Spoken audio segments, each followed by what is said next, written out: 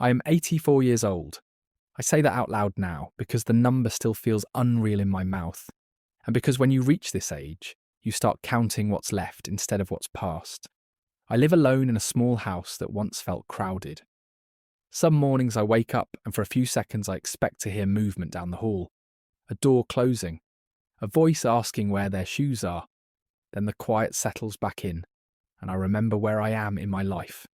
It took me until this year to understand why my children drifted away from me. Not all at once, not dramatically, just far enough that their lives no longer include me in any meaningful way. For a long time I told myself it was normal. Children grow up, they move on, they get busy. That's what everyone says, and it's mostly true. But it isn't the whole truth. I know that now. When you're this old, the future feels thin. I don't say that to sound sad, it's just how it is. My doctor doesn't talk about years anymore. He talks about managing things, watching things, being careful. So I find myself looking backward more than forward. Not in a sentimental way. More like checking the corners of a house before you leave it for good. I had 3 children, 2 boys and a girl. They're all in their 60s now. That feels strange to say. In my mind, they're still younger, still mid-stride, still waiting for me to catch up. I was not a cruel father. I need to say that plainly. I never hit them. I never screamed for the sake of screaming. I worked hard. I paid bills. I showed up when it mattered, or at least when I thought it mattered. When they were young, I believed my job was to provide stability. A roof, food, a sense that things were under control. My own father had been unpredictable, and I swore I would be different. I worked long hours. That was normal then. Expected, even admired. Men were measured by how tired they looked when they came home. I wore my exhaustion like proof that I loved my family. I came home late most nights. Dinner was usually over, plates covered and put away. I would eat alone at the kitchen table while my wife filled me in on the day. She had a test. He didn't feel well. They argued again. I listened. I nodded. I thought that counted. On weekends I tried to rest. I told myself I needed it to keep going. Sometimes the kids would ask if I wanted to come outside or help with something small. I'd say in a bit or after I sit down. There was always an after. I didn't think I was choosing work over them. I thought I was choosing them through work. That distinction mattered to me at the time. When my oldest was in high school, he started keeping more to himself. I noticed it, but I didn't push. I believed privacy was respect. I believed silence meant independence. When my daughter stopped telling me about her friends, I assumed she just didn't need to anymore. I told myself that was healthy. Looking back, I see how often I interpreted distance as maturity. How convenient that was. I attended the big things. Graduations, weddings, hospital births. I shook hands. I smiled for photos. I gave speeches that people complimented me on afterward. But the small moments slipped through my fingers. The car rides, the late night talks, the sitting quietly in the same room without an agenda. Those things felt optional then. Decorative. I thought the structure mattered more than the texture. As the years went on, they moved farther away. Literally at first. Jobs in other cities. Homes I visited once or twice a year. Phone calls that became shorter. I remember noticing that they didn't ask me for advice anymore. Not about money, not about work, not about their marriages.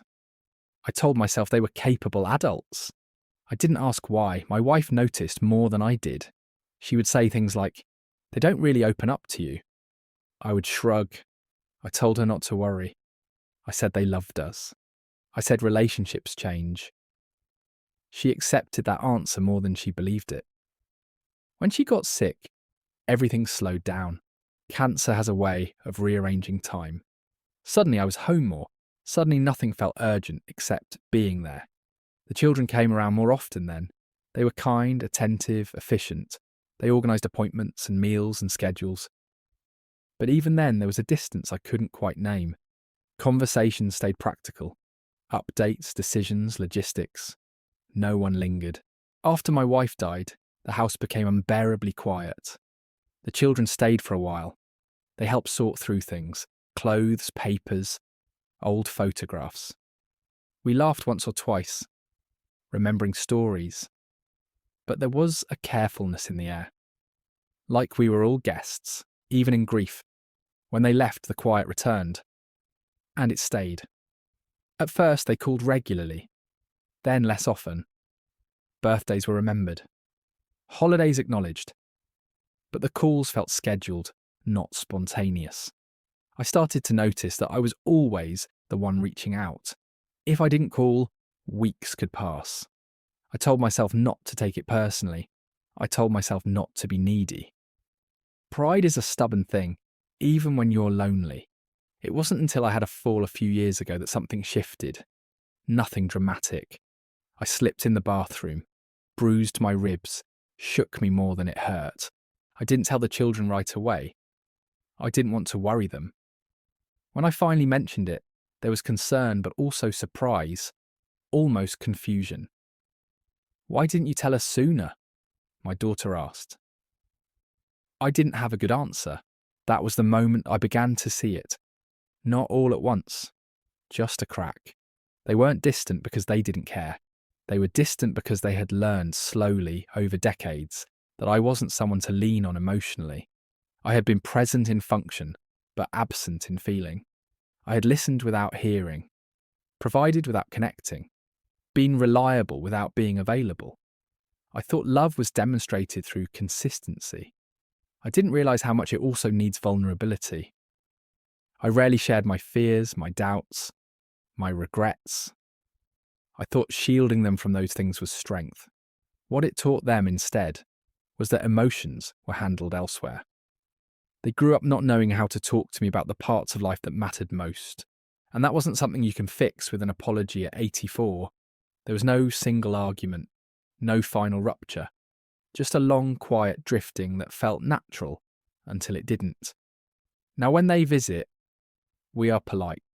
Warm even, but careful. Like people who once shared a language and now speak a version of it with missing words. I see my grandchildren occasionally.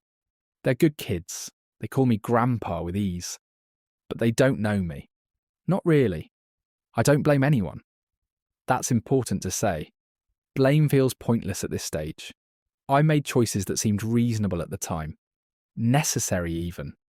I believed I was doing right by my family. I just didn't understand the cost. Some things can't be reclaimed once they're missed. Not because people are unforgiving, but because habits form, patterns settle, emotional distance becomes normal. Time teaches you that love unattended doesn't disappear. It thins. If you're listening to this and you still have decades ahead of you, I won't tell you what to do. I don't know your life. I don't know your pressures. I'll only say that the things you postpone because they seem small are often the things that define closeness. I wish I had known that being needed isn't the same as being known. I wish I had understood that presence isn't measured in years or events, but in moments of shared attention. Most of all, I wish I had realised sooner that there isn't always more time. There is just the time you choose to use. I don't have many years left. I feel that clearly now, not fearfully, just honestly.